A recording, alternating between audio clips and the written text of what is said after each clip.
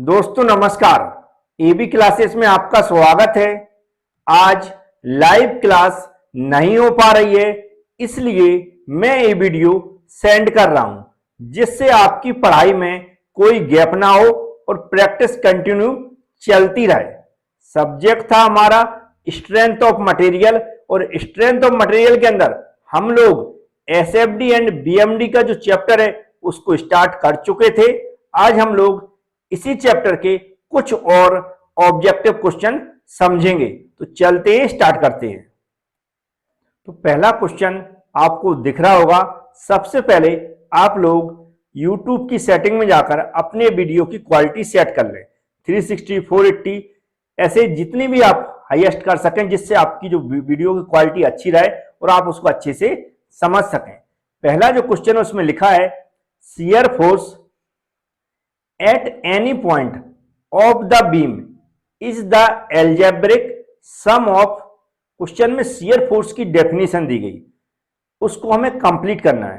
Shear force की अधूरी definition दी गई है, उसको हमें कंप्लीट करना है।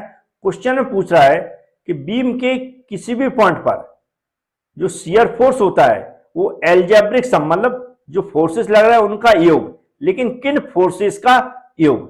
तो शियर जो कोई भी बीम है उसके किसी भी पॉइंट पर हम जो शियर फोर्स निकालते हैं वह क्या करते हैं, उस पॉइंट के चाहे वो लेफ्ट हैंड साइड हो चाहे राइट हैंड साइड हो, दोनों साइडों पर जो भी फोर्सेस लग रहा है उन सब का योग करते हैं। तो आप देखेंगे यहां पर सी वाला जो ऑप्शन होगा उसमें लिखा forces on either side of the point. जिस पॉइंट पर हम निकाल रहे हैं उसके चाहे लेफ्ट हैंड साइड में हो चाहे राइट हैंड साइड में, उन सभी का योग क्या होता है, शियर फोर्स कहलाता है। तो हमारा सी वाला ऑप्शन राइट हो जाएगा। नेक्स्ट क्वेश्चन में लिखा हुआ है the rate of change of bending movement is equal to. Question पूछ रहा है the rate of change of momentum, the rate of change of bending movement is equal to. तो आप लोगों ने एक इक्वेशन का नाम सुना होगा, F X equal D M upon क्या होता है, D X. The rate of change of bending movement equal to होता है शियर फोर्स के बराबर। किसके, shear force at the section. तो हमारा क्या हो जाएगा, ए वाला ऑप्शन हमारा राइट हो जाएगा। तो ये इक्वेशन जब हम लोग सॉल्व करते हैं, डेरिवेशन वगैरह करते हैं, जब ये आपको इक्वेशन मिलती है, तो ये सेकंड क्वेश्चन का आंसर आपको पता चल गया होगा। थर्ड नंबर का क्वेश्चन इसमें लिखा है bending movement at any point is equal to algebraic sum of. अब इसमें बेंडिंग मूवमेंट की डेफिनेशन दी गई, वो भी अधूरी, उसको हमें पूरा करना है। तो बीम के किसी भी सेक्शन पर जो बेंडिंग मूवमेंट होता है, वह बेंडिंग मूवमेंट की पहले तो हमें डेफिनेशन पता होनी चाहिए। फोर्स इनटू परपेंडिकुलर डिस्टेंस सभी को पता है। तो मूवमेंट की बात करना हमें, किसकी, मूवमेंट की। किसी भी बीम के किसी पॉइंट पर जो बेंडिंग मूवमेंट होता है वह मूवमेंट क्या होता है, मूवमेंटों का योग होता है किसी पॉइंट के, चाहे लेफ्ट हैंड साइड में हो चाहे राइट हैंड साइड में हो, सभी का योग होता है, लेकिन मूवमेंट का योग होता है, याद रखें। तो यहां पर क्या हो जाएगा, सी वाला ऑप्शन लिखा, फोर्स नहीं सॉरी डी वाला ऑप्शन होगा ना, मूवमेंट की बात कर रहा है। तो movements of forces on either side of the point, किसी पॉइंट के चाहे लेफ्ट हैंड साइड में हो चाहे राइट हैंड साइड में हो, सभी पॉइंटों का क्या होना चाहिए, फोर्सेस का उस पॉइंट के अबाउट मूवमेंट, और सभी का क्या होना चाहिए, योग, वह बराबर किसके होता है, बेंडिंग मूवमेंट के। उम्मीद है इस डेफिनेशन को आप कंप्लीट कर लेंगे और याद भी कर लेंगे। यदि हमारा वीडियो पसंद आता है तो वीडियो को लाइक जरूर कर दिया करें। नेक्स्ट क्वेश्चन में लिखा है the variation of shear force, the variation of shear force due to a uniformly distributed load. तो कह रहा है क्वेश्चन के अंदर कोई बीम है, यदि उस पर क्या लग रहा है, यूडीएल लोड लग रहा है। अब इसका यदि हम क्या करते हैं, शियर फोर्स डायग्राम बनाते हैं, तो हम लोग क्या देखते हैं, यूडीएल में क्या देखते हैं, सीधा लीनियर चलते हैं। लीनियर मतलब अगर मान लो यहां पर कोई पॉइंट आ रहा है तो हम क्या करते हैं, उसको सीधा हम ऐसा मिला देते हैं। अगर जीरो है, यहां पर कोई वैल्यू है तो हम क्या करेंगे, यहां से ऐसा मिला देंगे, इसको ऐसा मिला देंगे, मतलब सीधा लीनियर, सीधा चलते हैं। तो ये क्या हो जाएगा, लीनियर। सी वाला ऑप्शन हमारा फोर्थ का राइट हो जाएगा। तो उम्मीद है इस क्वेश्चन का भी आंसर आपको समझ में आ गया होगा। नेक्स्ट क्वेश्चन में लिखा है bending moment m is applied to a beam, what is relation between the bending moment and shear force? Question बोल रहा है कि यदि बेंडिंग मोमेंट m है और वह किसी बीम पर अप्लाई हो रहा है, तो हमें क्या करना, बेंडिंग मोमेंट और शियर फोर्स के बीच में क्या रिलेशन होता है ये बताना। अभी मैं इससे पहले क्वेश्चन कराया था, मैंने उसमें बताया था कि जो शियर फोर्स इक्वल क्या होता है, डीएम अपॉन डीएक्स। तो ये डी वाला ऑप्शन हमारा राइट हो जाएगा, अभी मैं बता चुका हूं। यदि आप हमसे नए जुड़े हैं तो चैनल को सब्सक्राइब जरूर कर लें। चैनल को सब्सक्राइब करने से क्या होगा, जो भी वीडियो मैं अपलोड करूंगा उसकी नोटिफिकेशन पहुंच जाएगी। उसके लिए भी आपको जो आपका बेल आइकॉन है उसको मतलब चालू करना पड़ेगा, उस पर क्लिक करना पड़ेगा। जैसे आप बेल आइकॉन पर चालू करेंगे और चैनल को सब्सक्राइब कर लेंगे, आपके पास नोटिफिकेशन आने लगेंगे। चलते हैं नेक्स्ट क्वेश्चन की बात करते हैं। नेक्स्ट क्वेश्चन में लिखा है पॉजिटिव बेंडिंग मोमेंट, याद रखें positive bending moment is also known as, जब हम साइन कन्वेक्शन पढ़ते हैं तो उसमें सैगिंग और हॉगिंग पढ़ते हैं, तो उसमें पूछ रहा क्वेश्चन में जो बेंडिंग मोमेंट है उसमें हम पॉजिटिव कब मानते हैं, सैगिंग को मानते हैं या हॉगिंग को मानते हैं? तो इसका आंसर है सैगिंग। सैगिंग को हम क्या मानते हैं, पॉजिटिव मानते हैं, और जो हॉगिंग है इसको हम क्या मानते हैं, निगेटिव मानते हैं ना। तो इसको भी आपको याद रखना, कई बार इस पर भी क्वेश्चन पूछा जा सकता है। तो ये क्वेश्चन भी आपको समझ में आ गया होगा। याद रखें, ये जो भी क्वेश्चन मैं पढ़ा रहा हूं या जो भी वीडियो में अपलोड करता रहता हूं या लाइव क्लास पढ़ाता हूं, इसके लिए मैंने एक प्लेलिस्ट बना दी है। प्लेलिस्ट बनी हुई है आरआरबी जेई मैकेनिकल के नाम से। यह कहां पर मिलेगी, तो आप हमारे एबी क्लासेस जो यूट्यूब चैनल है उसके होम पेज पे जाओगे और फिर नीचे चले जाना। नीचे जाओगे तो कहीं पर आपको लिखा दिख जाएगा RRB JE oblique SSC JE oblique other, उस पर आपको क्लिक कर देना। वहां लिखा भी होगा क्लिक हियर, उस पर जैसे ही क्लिक करेंगे तो आपको सारी प्लेलिस्ट मिल जाएंगी। अब चलते हैं नेक्स्ट क्वेश्चन की बात करेंगे। नेक्स्ट क्वेश्चन में लिखा है the bending movement diagram for a simply supported beam. पहले तो बीम याद कर लें, किस बीम की बात कर रहा है, सिंपली सपोर्टेड बीम की बात कर रहा है, इसको आप बिल्कुल याद कर लें। और क्या कह रहा है, बेंडिंग मूवमेंट डायग्राम की बात कर रहा है, किसकी, ये भी याद रख लें, किसकी बात कर रहा है, बेंडिंग मूवमेंट डायग्राम की बात कर रहा है। फिर क्या पूछ रहा है, लोड लग रहा है कहां पे, मिड स्पैन, मतलब एक सिंपली सपोर्टेड बीम है इस तरह की, आपको याद होगा, और इसके बीच में क्या लग रहा है, एक लोड लग रहा है मिड पे। तो पूछ रहा है पहले हम शियर फोर्स डायग्राम बनाते हैं एसएफडी, और फिर हम क्या बनाते हैं, नीचे बेंडिंग मूवमेंट डायग्राम बनाते हैं। कौन सा, बेंडिंग मूवमेंट डायग्राम। तो ये कैसा बनता है, अब नेगेटिव प्लस जैसा भी हो, लेकिन ये हमेशा कैसा बनता है, ट्रायंगल टाइप का बनता है। कैसा बनता है, ट्रायंगल टाइप का बनेगा, ऐसा कुछ बनेगा। तो हमारा कौन सा, डी वाला ऑप्शन राइट हो जाएगा। नेक्स्ट क्वेश्चन पूछा गया है beams of uniform strength very in section such that. Beam की बात कर रहा है, उसका जो पूरा मतलब सेक्शन है वह यूनिफॉर्म एकदम स्ट्रेंथ है। उसमें पूछ रहा है वेरी इन सेक्शन, हमें क्या वेरी इसमें बताना है, कौन सा कांस्टेंट वेरी करेगा। तो जो मैक्सिमम बेंडिंग मोमेंट है, स्ट्रेस है, यह रिमेंस कांस्टेंट रहेगा। कैसा रहेगा, कांस्टेंट रहेगा। कौन सा, maximum bending stress remains constant. ठीक है, तो आपको इसका आंसर सी हो गया है। यदि आप ये सोच रहे हो ये क्वेश्चन कौन से हैं, तो मैं आपको बता दूं 2001 से लेकर 2019 के बीच में जो भी आरआरबी जेई के एग्जाम हो चुके हैं वहां से लिए गए हैं। आप प्रीवियस ईयर के क्वेश्चन जो क्वेश्चन ढूंढ रहे हैं या कह सकते हैं पेपर ढूंढ रहे हैं, तो पेपर ढूंढने की क्या जरूरत है, क्वेश्चन मैं ऑलरेडी प्रैक्टिस करवा रहा हूं। तो ये समझें, ये जो क्वेश्चन लिया है मैंने कि आरआरबी जेई के पिछले किसी ना किसी एग्जाम में पूछा गया है, जिससे आपको पता चल जाए कि किस टाइप के क्वेश्चन पूछे जाते हैं। नेक्स्ट क्वेश्चन लिखा व्हेन अ पॉइंट लोड, एक पॉइंट लोड लग रहा है W, is acting at free end of cantilever beam, then what will be the shape of shear force diagram. Question पूछ रहा है कैंटिलीवर बीम है इस तरह की, उसके फ्री एंड पर यहां पर क्या लग रहा है, एक लोड लग रहा है। इसके लिए जो शियर फोर्स डायग्राम होगा, हम सभी जानते हैं यदि यहां पर लोड लग रहा है तो कुछ ना कुछ वैल्यू होगी, तो डायरेक्ट हम कैसे चलेंगे, सीधा लीनियर चलेंगे ऐसा, और इसमें हम क्या कर देंगे, इसकी हैचिंग कर देंगे। तो एक कैसा शेप बना, रेक्टेंगुलर शेप बना। तो हमारा कौन सा आंसर हो जाएगा, डी वाला ऑप्शन राइट हो जाएगा। नेक्स्ट क्वेश्चन में लिखा है find the, find the bending movement at the beam section. हमें बीम के किसी सेक्शन को बोला है कि बेंडिंग मोमेंट की बात कर रहा है फाइंड करने की। When the shear force along a section is zero, along a section कैसा है, शियर फोर्स जीरो है, तो वहां पर बेंडिंग मोमेंट की वैल्यू कैसी रहेगी? तो बेंडिंग मोमेंट की, जब शियर फोर्स जीरो होता है तो बेंडिंग मोमेंट की वैल्यू मैक्सिमम रहती है या फिर मिनिमम रहती है। तो यहां पर लिखेगा आइदर मैक्सिमम और मिनिमम, हमारा डी वाला ऑप्शन राइट हो जाएगा।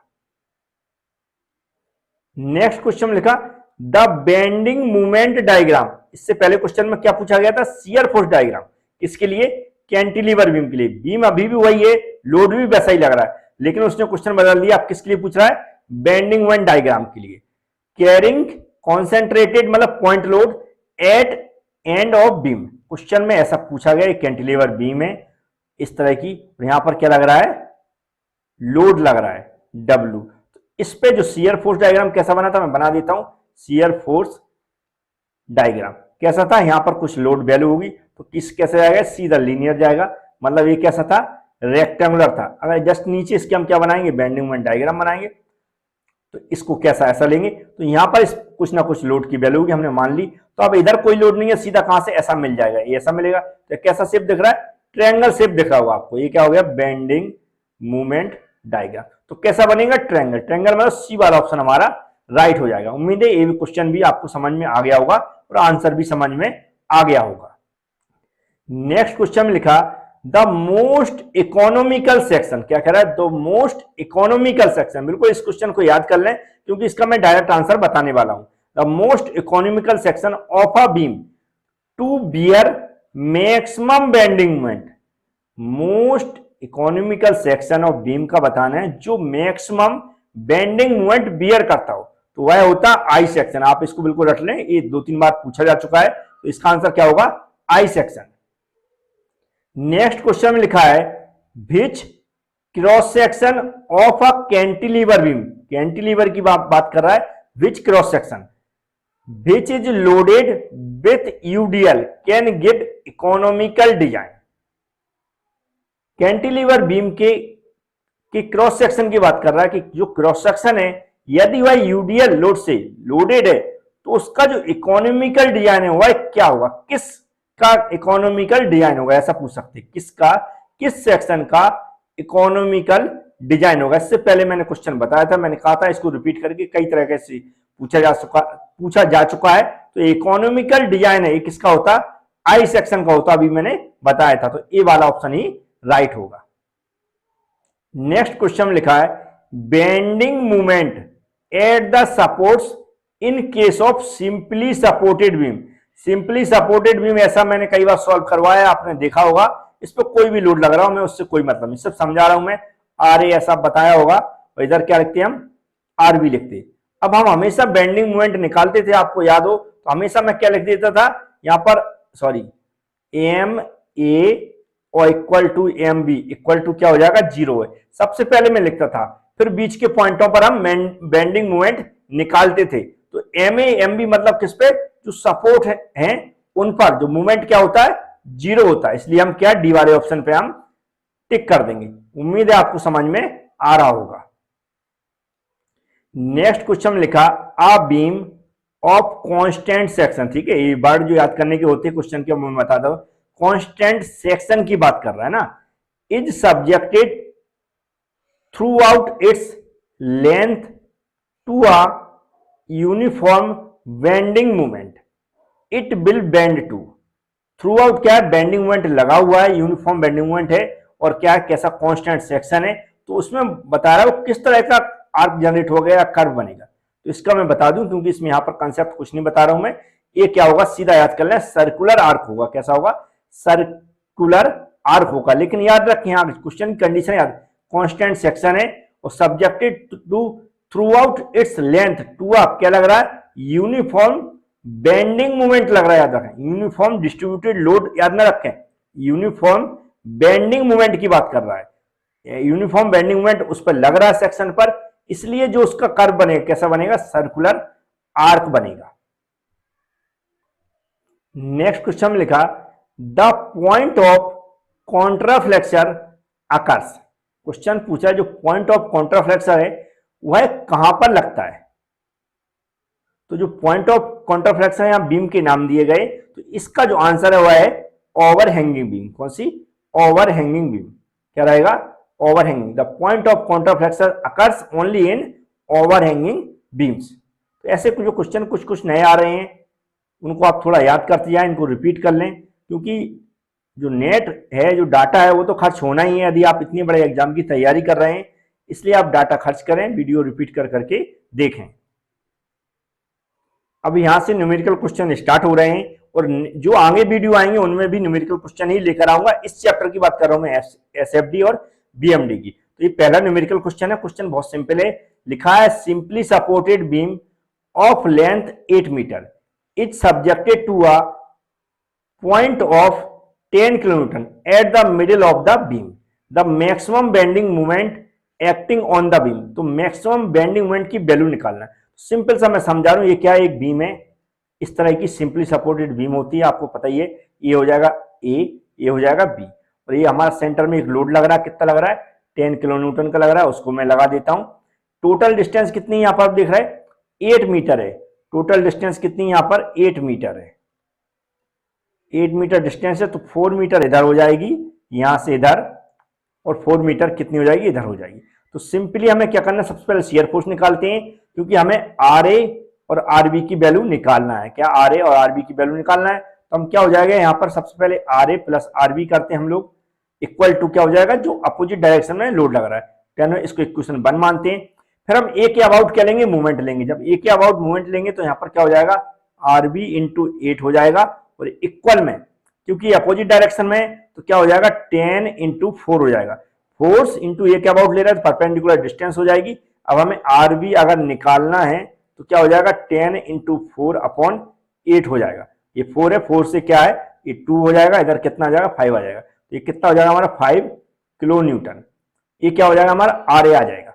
अब हमें क्या करना है? इसको हमें कहां रखना पड़ेगा? इस इक्वेशन में रखना पड़ेगा। तो इसको इसमें रख देते हैं। तो सबसे पहले जो वैल्यू आरबी की निकली, तो इक्वल क्या हो जाएगा हमारा? 5 हो जाएगा, किलो न्यूटन है ना। अब इसमें रख देंगे, अगर आर ए प्लस आरबी है तो आर ए प्लस इसमें क्या रखेंगे? आरबी की जगह 5 रख देंगे, इक्वल 10 हो जाएगा। तो हमारा आर ए इक्वल भी कितना हो जाएगा?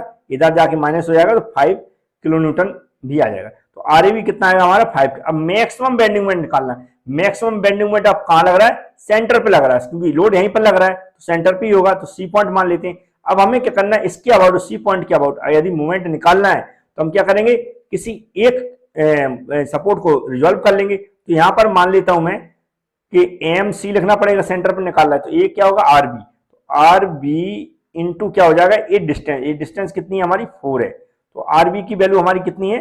ये हमने निकाली 5 निकाली, तो 5 रख देंगे इंटू 4, कितना हो जाएगा? 20 किलो न्यूटन और मीटर हो जाएगा। थोड़ा सा मैं स्पीड से चला रहा हूं, फिर भी समझ लें, क्योंकि ऑलरेडी इस तरह के चैप्टर आप लोग पढ़ चुके हैं। तो 20 वाला ऑप्शन सी वाला हमारा राइट हो जाएगा।